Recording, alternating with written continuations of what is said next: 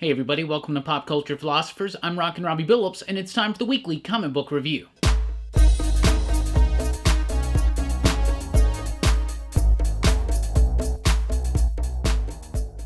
That's right everybody, thanks for checking out the video. I'm Rockin' Robbie Billups. This is the weekly comic book review. It's the show where I read a lot of comic books, and I'll let you know what I thought about them. We always start with the pick of the week. But first of all, got to give a big shout out to David Hatch and Alex Inkster. Both cats have been supporting us over at Patreon at patreon.com/PCP for a good long while now. We really do appreciate it, fellas. Keep the hope alive, keep the dream going. PCP Army for life. Let's do it. Now we move on with the pick of the week. This week's pick of the week, The Red Mother from Boom Studios. Boom has been killing it with their launches this year. They have just been nailing it. I definitely think they're like Publisher of the Year. Them and Vault, it's like a tie for me. But Boom has had a string of successful launches this year. Red Mother is no exception. This is a great concept. It's also a very well done and near perfectly executed comic book, a perfect first issue. I loved it. Just enough of the character, just enough of the story, just enough of tease to the ongoing saga. I really like this. The basic premise behind Red Mother is a woman and her boyfriend are attacked one night, and she loses an eye, and her boyfriend just disappears, right? So she gets a prosthetic eye, and now all of a sudden she's getting these headaches. She starts seeing like everything turns red. She starts having like phantom sight or something with it, and it seems very supernatural and connected to something otherworldly. Very cool. Just a little bit of a tease of a tinge of the supernatural aspect of this. But what makes this issue so great is pitch perfect, just absolutely flawless dialogue by Jeremy Hahn. The artwork by Danny Luckert is absolutely fantastic. Great line work, very simple, beautifully paced, the way the story unfolds, the way it's told, the lettering, everything about this is really good. The characterizations, the woman's struggle with dealing with life after this tragedy, it feels real, it's palpable. That's something I absolutely loved about this book. It's already got a cool concept, but this book does not rely on the strength of the concept to carry the strength of the first issue. It relies on the characterizations, it relies on the dialogue, it relies on the artwork, and just the excellent pace. This book was pitch perfect. I loved it. Another successful launch from Boom Studios. Let's see where it develops. I'm very, very excited. Jeremy Hahn, Danny Luckert, and company over at Boom Studios. The Red Mother, #1 out this week. Boom also has Something is Killing the Children, #4 out this week. James Tynion IV, along with Werther Del Edra and Miguel Muerto, have absolutely done a stunning job with this book. It's definitely one of the best books of the year. It's one of James Tynion's best books that I've ever read. It's got a great sense of flow, especially with the dialogue. It's got a great looming mystery that becomes a little bit more clear. Mysterious characters that are very engaging and compelling all at the same time. Something is Killing the Children is a little bit of a slow burn, but enough happens in each issue, and you really just kind of get along with the dynamic between the characters. The little kid James, the lady, I can't remember her name right now. I can only remember James's name because it's the name of the author. Anyway, great moments. It's got some humor in it. It's also got some real, just visceral terror to it as well. I absolutely love this book, and Tynion starts revealing up some themes a little bit more deeper, a little bit more enriched about what this book could possibly actually be trying to say. Something is Killing the Children, #4. Absolutely loved it. Another pitch perfect issue. Go Power Rangers, #26 is out because it's from Boom Studios as well. Boom Studios hasn't just been killing it with their new creator-owned original material, but also with their licensed material, including Go Power Rangers. There's also an issue of Hellmouth out, but I've decided to start trade weighting that because it just kind of got bogged down into it. But anyway, that new issue of Hellmouth is out today as well. Go Power Rangers, both Power Ranger books right now are better than any other Power Ranger book that's ever come, and they're better than any Power Ranger TV show ever. They're not better than the Sentai, right? But they're different. But this is the greatest iteration of Power Rangers I've ever read. It's a little bit more grown up, but it's still very fun and youthful. It's colorful. It's action-packed. And this is filling in some of those gaps that fans from the old school Mighty Morphin show, these are gaps that we wanted to see filled. For instance, in this issue, you see Tommy's journey to claim the white tiger power. Really great stuff that we've never even seen. It's something that happened between episodes, and let me tell you, there's a lot more to it than we would have thought. It's fantastic. Go Power Rangers. Cena Grace, Ryan Parrott and company, they've been nailing that book. Boom Studios. one of the publishers of the year. From Marvel, we have Symbiote Spider-Man Alien Reality. It's kind of like a sequel to the Symbiote Spider-Man story by Peter David and Greg Land, because it's also returning the creative team, Peter David and Greg Land. So if you liked Symbiote Spider-Man before, I think you'll like it this time. I didn't really like it before, so I didn't really like it this time. It's an interesting idea. Basically what happens is this is set during the 80s when Peter Parker had his symbiote costume before it, left him and Eddie Brock formed, or the symbiote and Eddie Brock formed Venom. So it's dealing with that, untold stories from that era, if you will. And the basic gist of this is that some villain, I don't know, maybe he's on the cover, but somebody does something and now all of reality is changed. So Spider-Man basically gets knocked out by Kraven, he awakens, and the world's completely different. People in different roles, he's in a different role, whatever, right? It wasn't that interesting to me. I'm not really a big fan of Greg Land. I do like Peter David a lot, so he's a very consistent writer. The writing is decent. It's fine. But for me, I just don't like the artwork and just I don't know, I didn't like the first series, so I'm definitely not going to continue reading that one. But that's a really cool kind of color scheme on the cover. I like the Hobgoblin black costume Spider-Man thing. 2099 stuff rolls on through. We got Doom 2099 this week. Written by Chip Zdarsky. I had high hopes for this one, but I have not been liking this 2099 stuff, and this is just continuing. I don't like it. I feel like it's a trivial little thing in Spider-Man that is an excuse to reimagine and reinterpret the 2099 universe. Basically, we have a different idea of the future today than we did back in the 90s, right? And that makes sense. That's cool. That's a badass cover right there. In fact, the Spider-Man one has a badass cover too. So that's a badass cover. But I did not like what was going on inside of here. It was interesting. It was slightly confusing. I still don't quite get it. I don't really feel like this is all going to come together in one nice package when Omega comes out next week. I don't know. I'm suckered into it, obviously, so I'm going to read the final bit. That's just a great cover, though. But I'm very confused. Didn't really get into it. It was all right. It started off kind of strong, then it kind of lost me. I don't know. This one, though, the Spider-Man one, I didn't like this one at all. It's like a new origin. It's like a new version of Miguel, but it's not. It's the same, and he's got both. I don't know. This stuff's so confusing to me. I don't understand it. I do. Something happened in the past. It changed the future timeline. Miguel's somehow stuck in there. Maybe he still has his old memories. It's simple, right? But just the execution. Yeah, this one's written by Nick Spencer. Just doesn't work for me. I think Nick Spencer's Spider-Man run's kind of fallen flat a lot for me lately. Pretty much since the Hunted story. It's had brief shimmers here and there. I did like it at first, but it's just losing me right now. It's not interesting. This 2099 stuff, to me, is not interesting. I guess that's how Bueller felt about it in the 90s. Anyway, Annihilation Scourge rolls on through. Silver Surfer, written by Dan Abnett. I loved this issue. I thought it was great. If you want to see what Norrin's up to post Silver Surfer Black, which has a really rad treasury-sized edition out today, you should check out Jim Ment's video on that. He released a fantastic collection of some Tradmore artwork. But anyway, if you want to see the continuing adventures of Norrin, the next time you'll see him is here in Silver Surfer Annihilation Scourge. I liked this issue. I thought it was really cool. Initially, the Annihilation Scourge Alpha one-shot, I didn't really like it. I didn't think it was, But last week, the Nova one, the Fantastic Four one, I really liked it. This week, we got Silver Surfer and Beta Ray Bill. I liked both of these. These are really cool.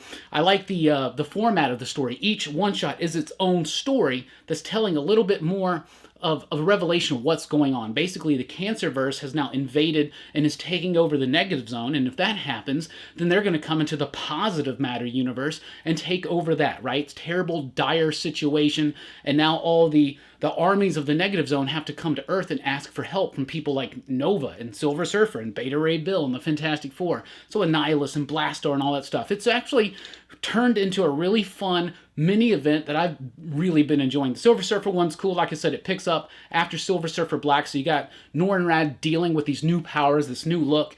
It's an interesting story. I really liked it. Dan Abnett knows the Silver Surfer. Michael Morisi writes this one. This is Michael Morisi's first Marvel comic book. Super happy. I love Michael Morisi. He's a great talent, a fantastic writer. Beta Ray Bill's a great character. If you're a fan of Beta Ray Bill, you're going to love this. If you're a fan of Lockjaw, you're going to love this. Big, action-packed, cosmically charged, high energy, fantastic stuff. A Dario Argento reference, which I just love. Anyway, I really like this one. Had some great artwork too. Alberto Albuquerque really liked it. Some nice, big, powerful, cosmic, heroic moments.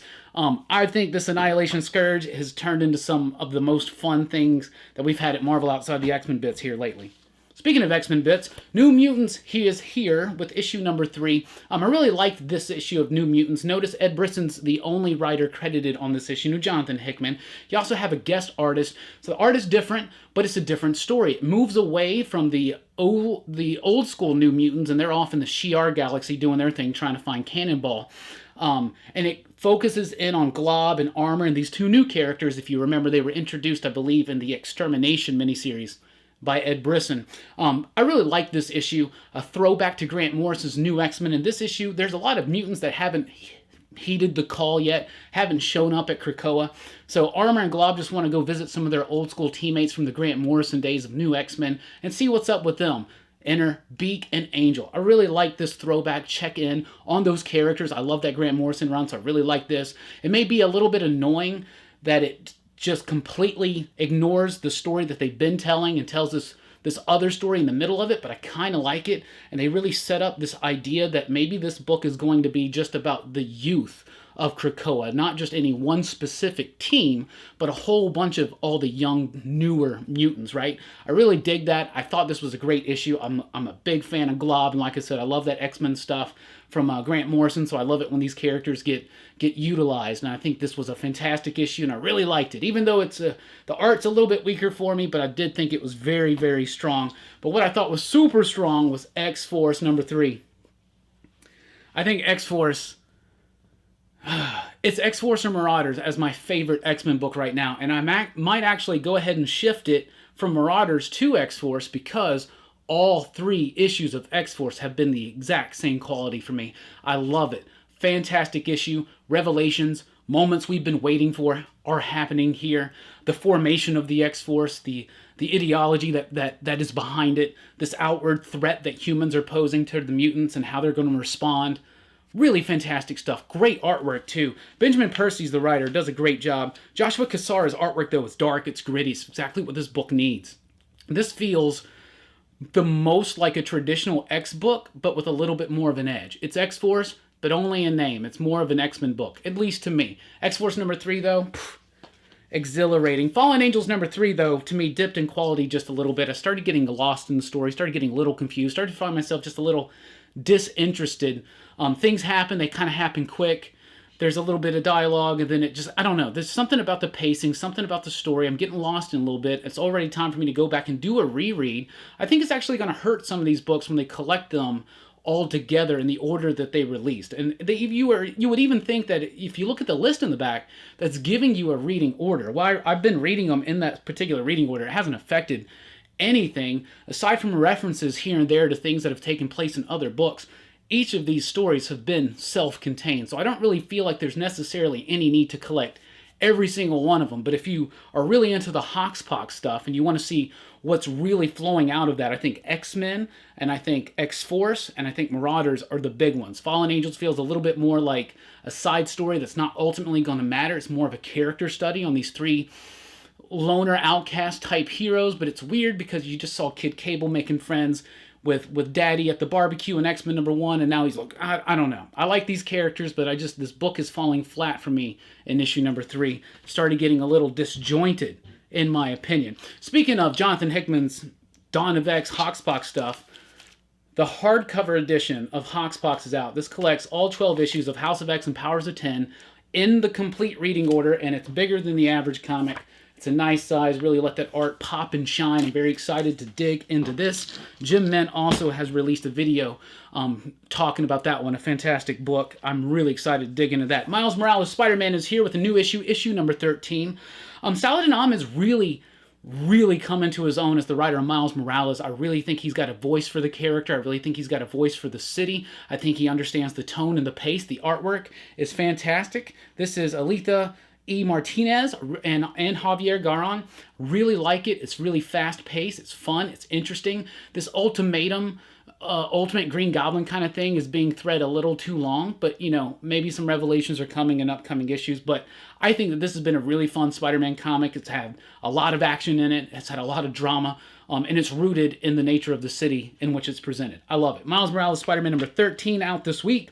The Immortal Hulk number 28 is here with another great Alex Ross cover. I really liked this issue. It's a little bit more of a surreal issue, kind of stepping back, focusing in on some of the more human elements, and of course on the guy who runs Rockin, the Minotaur guy, right? So it really focuses in on him, some interesting ideas, some interesting juxtaposition of ideas, bouncing them off one another against one another, and really kind of taking some of the themes of Immortal Hulk and seeing how it applies to the human element, right? Stuff like that. I really liked it. You got some guest artists in here. It's a bit different than Joe Bennett's stuff. It's a slower paced issue, but I really liked it. I thought it was a very nuanced issue, and I thought it was very well done. The Immortal Hulk number 28 out this week. Fantastic Four number 17 is here. I've been liking this point of origin story. It gets a little muddy and bogged down here in issue number 17. Maybe just a little too much exposition. Maybe a little too verbose. It just kind of stagnated just a little bit. I still enjoy having a Fantastic Four book, and I'm super grateful for it. In fact, tonight, before I go to bed, I'm going to be like, I'm super grateful that the Fantastic Four still exists. Because for a while there, we didn't have it. Anyway, I do think Dan Slott's got a great knack for these characters. This story, though, just feels like maybe they're spending too long on it. An interesting story, an interesting idea, and a nice flip at the end, a revelation about the inherent nature of the accident that gave the Fantastic Four their powers. Some interesting stuff. They may contradict some other things that have been revealed, but everybody's got to put a new spin on the origins, right? Anyway, Fantastic Four number 17 out this week. Captain Marvel number 13 is here, and it starts off promising to be as exciting and as thrilling as issue number 12. This one to me gets bogged down a little bit. It does kind of explain exactly what's going on. If you read issue number 12, you're like, what the F? How did that happen? In issue number 13, you kind of figure out why. You also have a great big battle between Dark Captain Marvel and Iron Man. That was the best part for me. Then it kind of lost itself. It just kind of got a little uninterested. It all kind of happens really quick, and the explanation's kind of sudden and just, I don't know. It didn't really work for me. I felt like this could have gone in a different way and been a little bit more impactful, but I don't know. I'm interested to see what people are going to think about issue number 13 after the reaction from 12. I don't know. This book was okay. Captain Marvel number 13. Morbius number 2, though, really, really impressed me. I like this. This really leans heavy into the visceral horror nature of Marvel, especially like the stuff from the 70s. Morbius the Living Vampire number 2, written by Vita Ayala, with artwork by Marcelo Ferreira and Roberto Poggi and Scott Hanna on the inking. I love this issue. I thought it was great. It's your typical Morbius story, right? But it reminds me of being a kid. I used to read Morbius back in the 90s, the days of the Midnight Suns, and it's a little bit like that. It's way dark, it's very violent, it's very bloody, it's very brooding and melodramatic, and it's exactly what I expect when I think about a character that came from 70s horror and Marvel. But that's just me. Morbius number 2 was something I really, really liked. I thought that book was so much fun. Ghost Rider number 3 is here. It's still an interesting story, I guess. It's interesting. It's starting to lose my attention. Maybe I'm not the biggest Ghost Rider fan. Now, I did like Ghost Rider back in the 90s, like a lot of kids my age did. So it's got some interesting ideas. It's got some neat characterizations, but it does get a little cliche, a little too steeped in melodramatic kind of soap opera-y tendencies at times. But it is a superhero comic book. But Ghost Rider hasn't lost me yet. But it's really got to kind of pull something together. I need a bigger threat. I need something more engaging. I need something more shocking. I need something to really hook its teeth into me, or its flaming chains, right? Anyway, Ghost Rider number 3, written by Ed Brisson and company. That's out this week. Punisher Soviet number 2 is here.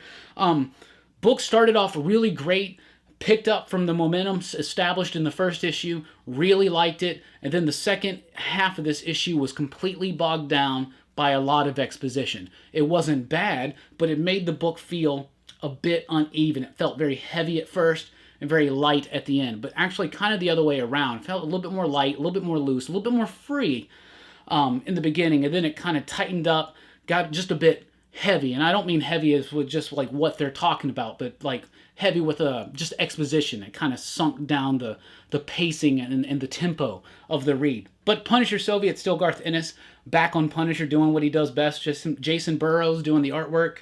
Simple, clean line style, where we can see that violence in perfect, crisp definition. Anyway, Punisher Soviet number 2 is out this week. Let's jump over to DC. Dark Knight Returns, The Golden Child. It's a one-shot. It's written by Frank Miller, and it's got artwork by Rafael Grandpa, something like that. Art in this book is fantastic. Some of the best art you're going to see on comic shelves this week. It's textured. It's a little bit like Ian Bertram. It's a little bit like Frank Quitely, but still has its own definitive style. I really loved the artwork in this book. The story, it didn't really do much for me. Artwork was fantastic. Story didn't really do much for me. So this is after the events of DK3, Master Race, and all that stuff. It has Jonathan Kent in it. It's got Laura in there, Superman's son and daughter there. And you got Carrie now as Batwoman. So that's cool. And like I said, the art's cool. And you got Darkseid in there. And the artwork, Darkseid looks so BA. But the stuff he says, the things he does, just doesn't work for me. Came across as silly. Came across as forced. Came across as Frank Miller just trying too hard. And that's what a lot of modern Frank Miller has felt like to me. So overall, I did not like this story whatsoever, but I loved the artwork. I adored the artwork. It was great stuff. Anyway, it's just a one-shot. It came out this week. Also from DC Black Label, Batman theme. Lots of Batman books out this week. They were all pretty decent, except for that one.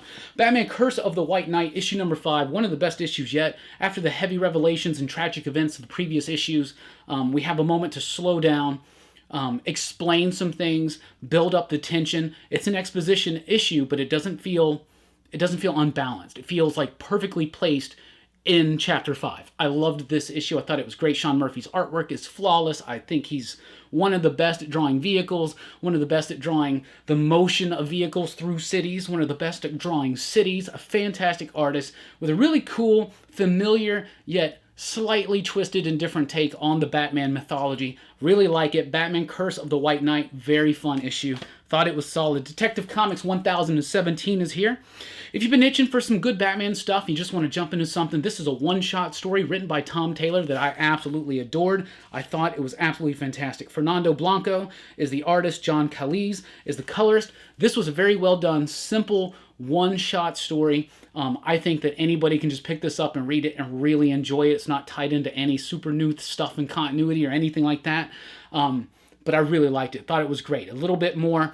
I like seeing these stories. This is a story where Batman realizes that he can do more things in certain cases better as Bruce Wayne. And that's one of these kind of stories. Tom Taylor, I should say. Tom Taylor has a knack for telling stories that are big and explosive and fun and exactly what you're expecting from the mythos, but also doing something different with it and doing something heartbreaking with it as well. Tom Taylor is an amazing writer. I really, really want to see him on a Batman title ongoing soon. But this is Detective Comics one-shot story 1017.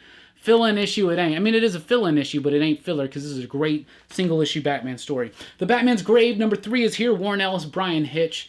I'm loving it. I think it's great. Just like issue number 2, about half of this issue is an action scene. Brian Hitch, Warren Ellis working together on I almost said a shoot 'em up, but a fist 'em up fight between Batman and some villain. Yeah, I'm down for that. I love the dialogue and interaction between Alfred and Batman here. It's a great Batman story that's disconnected from current continuity, that focuses in heavy on the detective aspect, the relationship between Alfred and Bruce, and just some great fun bat-oriented action and some of the best Brian Hitch pencils we've seen in a long time. Batman's Grave number 3 out this week. Tales from the Dark Multiverse. Teen Titans, the Judas Contract. These are basically what-ifs, dark versions of alternate takes of famous points in DC history. This is the last one for now, I really hope, and do expect that they will be doing a second wave of these one-shots because they've all been pretty fun. Death of Superman, for me, definitely the best. Teen Titans Judas Contract's pretty decent. It's okay. The basic premise behind this is what if Terra didn't betray the Titans? What if Terra betrayed Deathstroke? And then it just goes crazy from there. I find a lot of the stuff that happens in this issue to be a little bit hard to believe. Luckily, it doesn't happen in my reality. In fact, none of the DC stuff actually happens in my reality, and that's something I have to think hard about sometimes because I always feel like I live in their world. You know what I'm saying? Anyway, Superman number 18 is here. Let's talk about this. People are going to be talking about this. We all know what's happening. I'm not trying to spoil stuff, but we all know what's happening. The truth is coming out. It's right there on the cover. Superman's revealing his identity to the world. Why? Nothing that has happened in the Bendis Superman books, to me, has led to this point. This is not, earned. I don't understand why they're doing this. In this issue, you get a little bit of explanation. And I'm like, really? It's just a conversation between Adam Strange that changes? There's a lot of stuff. It does explain what Clark is thinking and why he's doing what he's doing. But I would have liked a little bit more subtle push into that, make it flow a little bit more organically. Let me feel that through the story, issue to issue, as the stories progress. I want to feel this conflict in Superman, this idea that he's lying to the world, right? Basically, and that's not something he wants to represent at this point because of things that have happened to him in the last few issues, right? In the last, few stories. But this just happens suddenly. This is like when Anakin goes evil and kills a bunch of kids. It's like out of nowhere, just all of a sudden like that. That's the thing I didn't like. The reveal itself is handled very well. Ivan Reis on the artwork. Brian Michael Bendis is probably writing in this issue the best dialogue that he's written back and forth between people since he's been writing Superman books, I would say. I think that they handled the book with reverence and respect, and I thought that the reveal itself happened very cool, and I liked it. But the reason and how quickly that reason got just explained, I didn't like that. The pacing was off on that. I just don't get it. But now it's a whole new open bag of stories that we can do, right? So let's see what happens. They just did this not too long ago, right? That was still like at the tail end of New 52 stuff, right? They revealed Superman's identity to the world. Remember that? So it's not anything new. Anyway, Year of the Villain Ocean Master is a one-shot special. There's also a Harley Quinn Year of the Villain special. I looked through it and I was like, I'm not going to like this. But I do want you to know that it's out. Anyway, the Ocean Master one-shot, of course I'm going to pick it up. I'm a big Aquaman fan, and I'm interested in Ocean Master. So every time we get an Ocean Master one-shot, we're going back to the story of him, and he's left his new love and her kid, right? And so we're dealing with that. We're getting back to that. But why I was even more excited to read this issue is it's written by Dan Waters. Dan Waters of the White Noise crew. That's right. The writer of Deep Roots, the writer of Lucifer, fantastic writer. The writer of Coffin Bound is now writing this one-shot Ocean Master story that really sets up some interesting things for the future Aquaman books. And it made me think, man, I like what Kelly Sue DeConnick's doing for Aquaman right now, and I hope she picks up on the threads that are left dangling from here. But could you imagine if Dan Waters did it? Not only is he a great writer, his last name is Waters. Anyway, Flash number 84 is out this week. Flash has been a very fun, consistent, dynamic, action-packed, kinetically charged book ever since Rebirth started and Joshua Williamson got a hold of this title. It does not cease in this one. This is ramifications from the Year of the Villain. Cold has taken Luthor's gifts, given them to the Rogues, and they basically conquered Central City. Bam! They think the Flash is dead. He's not. Flash is coming back. Speed Force is messed up. Him and the other Flashes that can't necessarily use their powers. Now he's got to team up with the other Rogues who now want to turn against Cold because they didn't realize when they got this deal from Luthor that Luthor was trying to end reality. Well, that's what happens. Flash number 84 is out this week. Great artwork. Love the coloring. Really pay attention to the colors in here. That's how a Flash comic book should be colored. Far Sector number 2 is here. Story is interesting still. A lot of world building still being done in here. It gets a little verbose, kind of bogs down the flow and pace of the story just a little bit for me. Jamal Campbell's artwork, though, is flawless throughout. It's some of the best artwork. The colors, the pop, the world, it's imaginative. Really cool stuff. The story is still interesting. I'm still into it. I really do like it. But we need to pick up the pace just a little bit. Not too much has actually happened in these last 2 issues, but a lot of world building and a lot of character introductions, and that's interesting, but you can get bogged down on that. Sometimes you just got to pick back up and plug into the kinetic energy of comic books, right? Far Sector could use a little bit more of that, but I still love the artwork, I still love the premise, and I still love this world. I think it's very imaginative that they're building here. Far Sector number 2, out this week from DC Young Animal. Also from DC Young Animal, Doom Patrol, Weight of the Worlds, issue number 6. A wild, weird issue. Really cool stuff, though. The Doom Patrol wind up going in like a computer program or something like that, some kind of matrix, right? And then they themselves are represented by like 3D digital art, and right, and it kind of looks like old school and video gaming, and that was kind of fun. Overall, this was another wild, weird, crazy, whacked out Doom Patrol issue. Weight of the Worlds has been a little up and down for me. Some issues are like, wow, brilliant. Other issues are cool and neat and alternative. And then other issues are just, I mean, no, that's been it, right? That's been it. They've been wild and weird and just cutesy fun, or they've been really good and nuanced, right? And weird and fun. But that's what Doom Patrol is supposed to be. I'm really sad to see this one leaving. I really don't want the Gerard Way era of Doom Patrol to be over yet, but I do want it to be a little bit more consistent. Anyway, Doom Patrol Way of the World's number 6 out this week. From DC Black Label and Hill House Comics, we have The Dollhouse Family number 2. This may be better than issue number 1, and I loved the hell out of Dollhouse Family number 1. Dollhouse Family number 2 was great. This book feels like an old school Vertigo comic. It feels like an old school horror book. It feels great. I love this, man. It's got a great human sense of nuance throughout it. It's got tragedy. It's got drama. It's got suspense. It's got intrigue. It's got unsettlingness to it. Is that a word? We'll make it a word. Dollhouse Family, though, issue number 2 really takes what was established in the first issue and it moves it on, and there are a lot of elements in here, and you can't quite put everything together yet, but it's still fascinating. The stuff from the past, the stuff from the, I would say present day, but I guess that's in the 80s too, or in a different 80s. Anyway, the Dollhouse Family number 2 is out this week. Mike Carey, Peter Gross, Vince Locke, Chris Peter. I think they're nailing it. I think 2 issues in, I love it. I think it's great. Fantastic. Speaking of Joe Hill, Dying is Easy is a new number 1 debuting from IDW this week. Dying is Easy is an interesting book. It's about a former police homicide detective who has been disgraced and he's no longer on the force, and now he's a stand-up comic. And he does this very, like, crude and dark, like really dark comedy routine. So there's a lot of dialogue in it because there's a lot of of his comedy routine on stage. But Martin Simmons' artwork is so spectacular in this book. The coloring, it is absolutely fantastic. The pacing, I really like this book. I thought it was interesting. So there's your premise: a former disgraced homicide detective who is now a stand-up comic. But of course, it gets way more complex than that. Lots of fun stuff. Crime comic. Really interesting. I liked it. Great dialogue. A little edgy, a little on the crude side at times. But I loved it. I thought it was great. Dying is Easy, number 1, out from Joe Hill and Martin Simmons, and series. And Martin Simmons' coloring is amazing. Also from IDW this week, Teenage Mutant Ninja Turtles number 100. I'm so far behind on this book, so I did not read this issue, but I did want to show you that it was out. I definitely wanted to pick up this monumental issue. And I'm on my way to get caught up soon. Anyway, from It's Alive Comics, we have Breathers number 1. This one's by Justin Madsen. It's written and drawn by him. I really like this book. I thought it was great.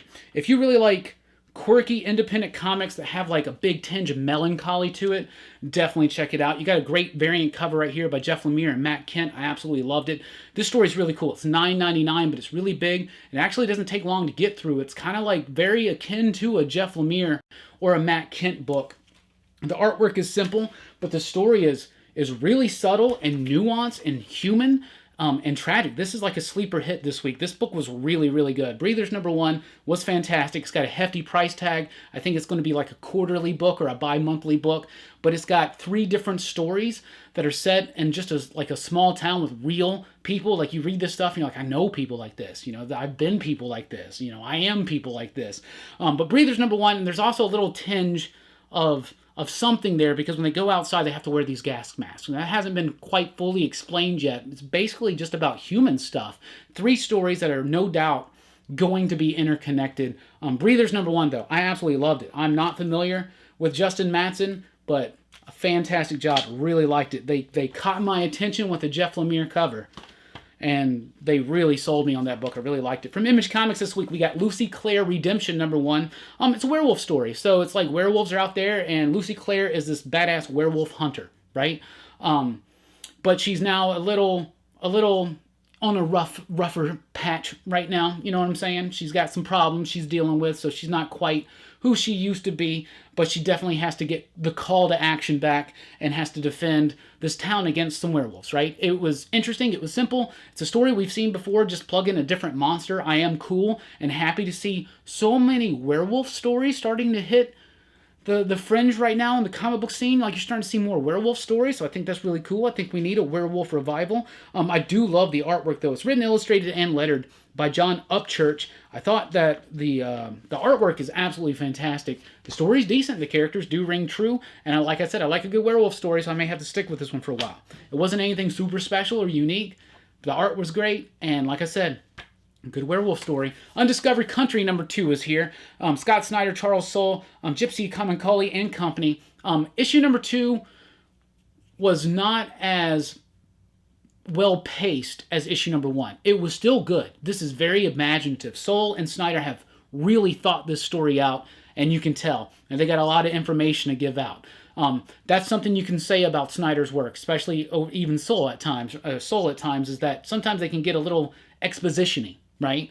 So this book's got a lot of exposition, but it's also got a lot of necessary exposition, and it's still kind of quite hard to figure out exactly what's going on. But this is going to be a slow burn, a slow reveal of mystery after mystery after mystery. I'm loving it. So the basic premise of the Undiscovered Country is that America has walled itself off while the rest of the world dies with some kind of sky plague or something that's coming up, and then the rest of the world 30 years later gets a call from America saying, hey, come in, we want to start chatting with you guys again. So they get there, things are not what they thought it was going to be. There's like crazy genetically mutated animals. There's like wild, like Mad Max type shit going on. It's wild. It's crazy. It's weird. Lots of stuff not explained yet. Lots of stuff gets explained. Lots of stuff not explained yet. This is going to be one of those books. They even say at the end, this is going to be a slow reveal of mystery after mystery after mystery, peeling back those layers. But I'm liking it. I think it's a really cool, fun story. Interesting characters. But the artwork and just the wild stuff that exists in that walled America, in the undiscovered country, is amazing. Anyway, issue number 2 is out this week. And also from Image Comics, Gideon Falls number 19. This is one of my favorite comic books. It never ceases to be one of my favorite comic books. Every time I read an issue of Gideon Falls, it blows me away. This one blew me away. It blows me away with the story. How simple it can be at times. But that simpleness is disguising a complexity in thought, a complexity in feeling and emotion, a complexity in innovation. Like the artwork is amazing. The artwork always pushes boundaries. This book is always pushing boundaries, much like how in the story itself, there are evil things that push boundaries between other realities. That's what Gideon Falls does as a comic book. It pushes those boundaries. It stays fresh, it stays new, it stays innovative, and it stays relevant, it stays fun, it stays atmospheric and chilly and creepy, and it gets inside of you. This book's amazing. Gideon Falls number 19. Andrea Sorrentino, Jeff Lemire, Dave Stewart. 3 of the absolute best names in the industry right now. Of course Gideon Falls is going to be one of the best books on shelves. It may even appear on my top 10 list at the end of the year. Again, Trees, 3 Fates, number 4 is here, with an issue number 4 that I found very fast read. This is like a minute and a half, 2-minute read. Very fast. I'm kind of lost now. I don't remember what's going on. Trees has not really an overall arcing story. It's about a world where these big giant pillar things just drop down and planted, and every once in a while they drop all this kind of like toxic waste out and kill a bunch of people, and then other weird things happen and grow out of them, right? But there's not one big story that's being told. Or if it is, we haven't gotten to see it yet. We're not far enough away from it yet. 3 Fates is a separate story from book 1 and book 2, of course. And I'm kind of losing it. I got to go back and I got to reread. I think this is only a 5-issue series, so before issue 5 comes out, I think I deserve to reread it. Plus, seriously, it only takes like 2 to 3 minutes to read one of these. God, you can read that trade like that. Blaze right through it. Still good, but I'm a little lost in the story. I kind of forgot what was going on there. Wasted Space number 12. I can say the same thing about this pretty much that I said when I started talking about Gideon Falls. This is one of my favorite books on the shelves. Every issue, it continues to be so. It never ceases to amaze me. I love this book so much. Wasted Space number 12. Michael Morisi, Hayden Sherman, Jason Wordy, Jim Campbell. Just a fantastic creative team. Doing a great job with this book. This book that you think means one thing, and then you read the next issue and it's also something else. There's so many layers and so much. This is a multifaceted story that Morisi and company are telling. Hayden Sherman's artwork is only getting better and better and better. The coloring, it's gritty, it's textured, everything about this. The lettering, the way they work with the lettering gets a little experimental in this issue. Some really interesting things with the layouts are done in this issue. And a complete shift and gear change on where the story was going and taking it in other directions. And I'm having so much fun with this. Wasted Space is one of my favorite. I think it's one of the most thrilling, fun, necessary, important, and philosophical comic books on shelves right now. Bam. Wasted Space, number 12. That's a top 5 comic. That's from Vault. Vault also has Heist, or How to Steal a Planet, issue number 2 out this week. I thought issue number 1 was pretty solid. Issue number 2, though, starting to lose me just a little bit because we're still in the gathering up the crew phase of the heist, and it doesn't seem like that's stopping anytime soon. So I don't know if this book is planning on going more than 5 or 6 issues, but it feels like it definitely is planning for going for a while. Because 2 issues in, and I love the concept. We're going to heist, the biggest heist ever. They're going to steal a planet, right? That's cool. That's an interesting idea. And it's a gritty, grimy sci-fi tale as well. And that's really cool. But 2 issues in and all we're doing is introducing characters and assembling a crew. I want my story to go just a little bit faster, at least for me. But I don't know. Maybe this is something that's going to work better when you read it all as one thing. Or maybe this is just already planned to be like 20, 25 issues. And then, in which case, that's fine. And then the whole first story can just be assembling your crew, right? There you go. Sarah and the Royal Stars, though. Number 5.